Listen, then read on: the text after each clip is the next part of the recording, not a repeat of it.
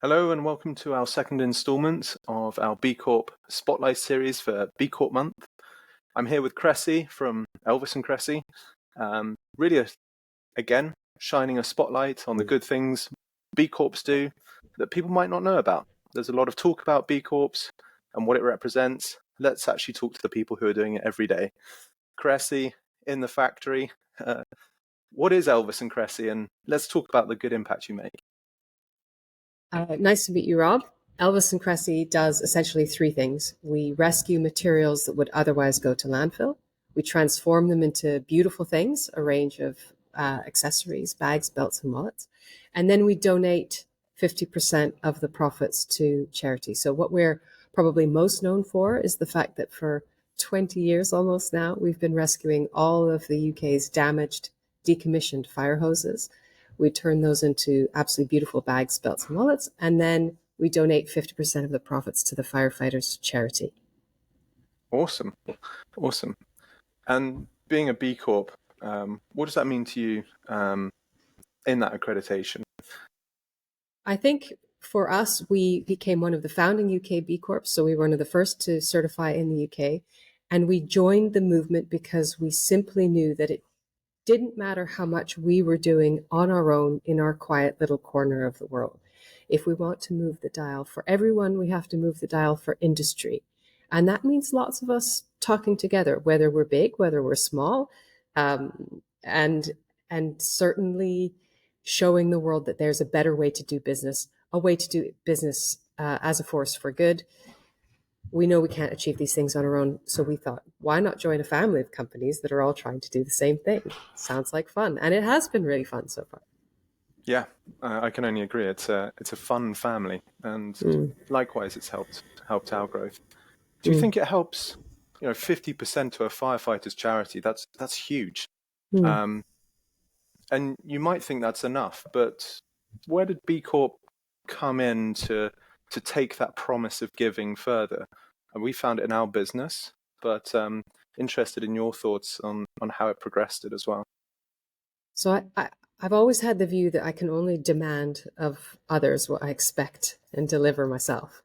We think that there is a utopia that we could all work towards, and it does involve a circular economy where nothing is wasted, not a single molecule, everything is rescued and made available for reuse, whether that be water or cotton or aluminium. And we also think there needs to be a circular flow of capital. That's why we give 50% of our profits to charity. That's why we share, because when we're little kids, we're taught to share. And then somehow as we grow up, we're taught to become selfish. And I think that sort of sucks. And what is really exciting about the B Corp movement is that it's also fighting for the Better Business Act, which is so important. I can't even begin to really speak about it. Right now, the Companies Act enshrines the idea that the shareholder is king, and that the directors of a company and the management teams of a company has to act in the best interest of the shareholder. This means that often the planet and its people are not even second in line. They're not even third in line. And I think it should be illegal to make money at the expense of the planet and its people. In every case, if we ripped up the Companies Act today and we put the Better Business Act in its place, we'd be on our way to getting there. And that's something that I think the B Corp movement can collectively fight for. And I love that sense of utopia and revolutionary. But for a company that's perhaps not there yet or can't imagine that utopia, when people say, should I be a B Corp? Yes or no, I'd just like to be a bit better. Do you think you have to sign up to that utopia, or do you think it's a good gateway just to be being a little better one step at a time? One of the things that we know is that there are a lot more companies using the impact assessment, and this is basically the tool and the process we all have to go through in order to certify as a B Corp, than there are companies applying to be B Corps. And that to me is great news. Any company can go on and do the B impact assessment.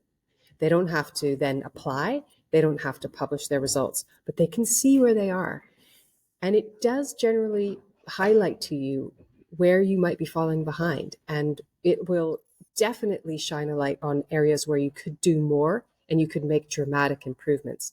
Everything from water usage to power usage to stakeholder engagement to your governance. It covers absolutely everything. So I do think there's, because that tool is free for anyone to use, I do think there's an offer really for any company. And if you so happen to find that you're close to 80 points, then why not consider making those changes that would help you to certify in the first place? What I love most about the recertification regime for a B Corp is that you can't get 80 points and then be a B Corp for life. You have to recertify every 3 years and you have to improve your score each time, because all companies are on a journey. We should all be trying to be better. We at Elvis Kresse, we might be one of the highest scoring B Corps in the world, but that doesn't mean we're done. That doesn't mean we're anywhere near done. We're always trying to work out how we can be better and how we can do more. Yeah, amazing. And I honestly hadn't thought about it in terms of a free resource for companies, that it is a gift. That it does, from our experience, it does force you to examine every single inch of your business. Things Yes. you wouldn't even think about. You can think, oh, I've designed a business that makes a positive impact, and that assessment takes you through every inch of the ground. And as you say, years of construction and a lot of people thinking about this to a coherent framework that works. I think Yes. that coherency is extremely hard to manufacture, and that's a strength of B Corp. Yes, and even B Corp itself is evolving. So even the movement itself recognizes that the first standards they came up with are not necessarily the best. We're in a process right now as a movement of evaluating the standards and improving and updating the standards, which is even more radical, I suppose, because it's a movement that wants everyone to improve and demands that of itself too. Yeah. And it's because you get a lot of movements that are fixed and regulations that are concrete and people will be permanent. I always view B Corp as the cutting edge of redistributive economics. What are we at? We're pushing a boundary every time. So totally aligned with you again that this is something that's evolving, and maybe B Corp needs a bit of a break for that. I don't know how you get to be a sort of a semi-regulating body and get cut a break, but maybe that's something as well. Well, I'm kind of the view that nobody gets a break. We are in such a state. We're in such a state of climate breakdown and biodiversity loss. We all need to work harder, and we need to do it 10 years ago. So certainly, I don't see room for a break now. No, and that sense of urgency. Yeah, how do we get a sense of urgency into the B Corp process? That's maybe something, because you certify, it takes 2 years to certify. And then it takes maybe 6 months to qualify, and that's a quarter of a decade gone on a certification process. So Most businesses don't even last that long. If you think about the statistics. Yeah. But actually, I think the urgency comes from being part of a process like this. It comes from the peers that you meet along the way. It comes from the challenges posed by other businesses in the movement and beyond. And certainly any company that really is doing it and taking it seriously isn't just waiting to be good at the point of certification.